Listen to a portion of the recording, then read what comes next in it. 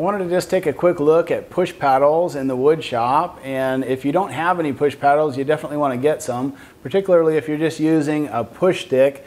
Don't even get me started with this type of a safety device. Maybe we shouldn't even call it a safety device, because if you're just holding down the back of a workpiece as you push it across the table saw, for instance, it's really just inviting a kickback. Instead, what I like are push blocks. At least when you have the width to get a wider push block in place, you'll have more control. These come in different varieties, so let's take a look at a few of them. I started out with this very small style push block, and at some point later graduated to a larger push block, and these are decent, but what I noticed that's in common with both of these is kind of a soft rubber grip.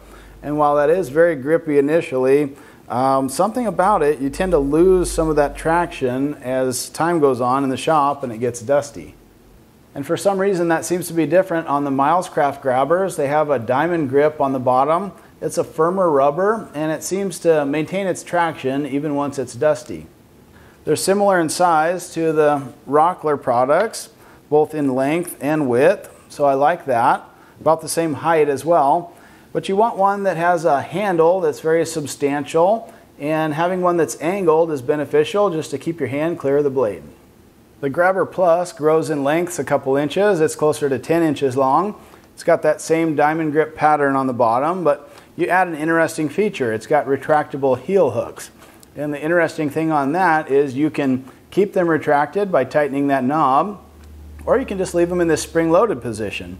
And what that does is keeps them out of the way if you feel like you don't need them, but as soon as they drop off the back of a workpiece, at the jointer for instance, they give you that extra confidence in pushing the workpiece past the blade.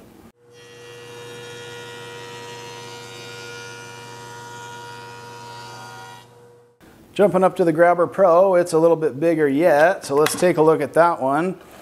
The width of the main body of it is still really just between 3 1/4 and 3 1/2, and also about 10 inches long. It just feels a little bit bigger because it has this optional leg assembly. You can take that off and use it as more of a standard push block, but the interesting feature about that is if you loosen up these two knobs, you can actually drop it down to the surface of your table, and that'll just give you that extra stability on narrow or tippy workpieces. Beyond that, the main benefit is you can loosen these two knobs at either end, and what that does is lets you move these inserts side to side to accommodate different widths of boards, and that's particularly handy at the table saw.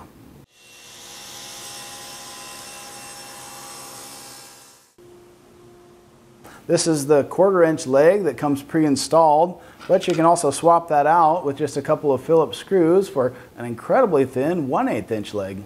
Finally, there's a drop-down heel hook on this model. To use that, just loosen the knobs and press it down, tighten those knobs in place, and it is sacrificial in a certain sense that if your blade height is such that it cuts into that a little bit, that's fine. This piece is reversible, so you can flip that around and get a little more mileage out of it. But once it does need to be replaced, Milescraft sells replacement heel hooks for that. So in my shop, safety devices that look like this, I'm just about ready to send them packing. I don't use this one at all anymore.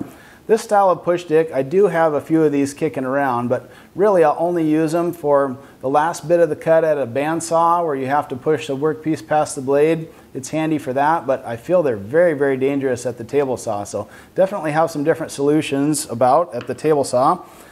These ones, I just think there's better options. I do like this large version, but again, once you get dust on the bottom of it, it does tend to lose some of the traction. So lately, what I've really been preferring is something with this diamond grip pattern, whether that's the basic model, something a little bit upgraded with a heel hook, or the full-on Pro version with all the extra features.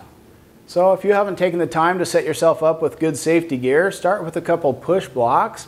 Whether that's something basic or all the way up to the fancy versions is up to you, but you definitely want to have a couple of good push blocks in the shop.